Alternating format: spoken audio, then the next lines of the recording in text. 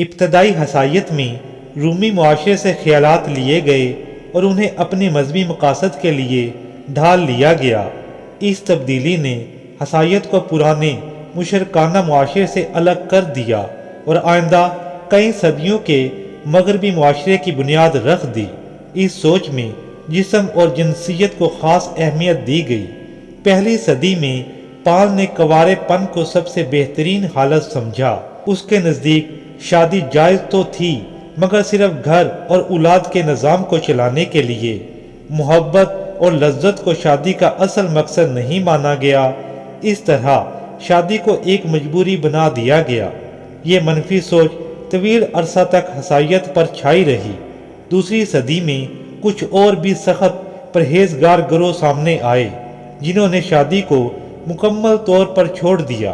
وہ کنوارا رہنا، روزہ رکھنا اور جسمانی خواہشات کو دبانے پر زور دیتے تھے۔ مرد اور عورت بغیر جنسی تعلق کے ساتھ رہتے اور برابر کا تصور پیش کرتے۔ یہ بات چرچ اور روایتی خاندان کو ناگوار گزری۔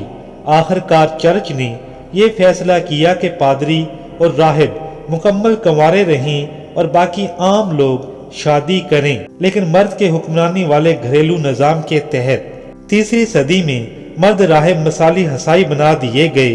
جنسی خواہشات کو شیطانی آزمائش سمجھا گیا، یہاں تک کہ خواب اور جسم کے قدرتی عمل کو بھی گناہ سے جوڑ دیا گیا۔ عورت کو لالچ اور فتنہ قرار دیا گیا، جس سے عورت کے بارے لوگوں میں نفرت بڑھی۔ یونانی فلسفے کے اثر سے یہ خیال مضبوط ہوا کہ خواہش کو قابو میں رکھنا چاہیے، مگر حسائیت نے اسے اور سخت بنا کر اسے ختم کرنے کی خواہش کی۔ یوں حسائیت نے ابتدائی حسائیت کے دور میں جنسیت کو خطرہ، کنوارے پن کو اعلیٰ درجہ، شادی کو کم تر راستہ اور عورت کو فتنہ بنا کر مغربی سوچ کی بنیاد رکھی۔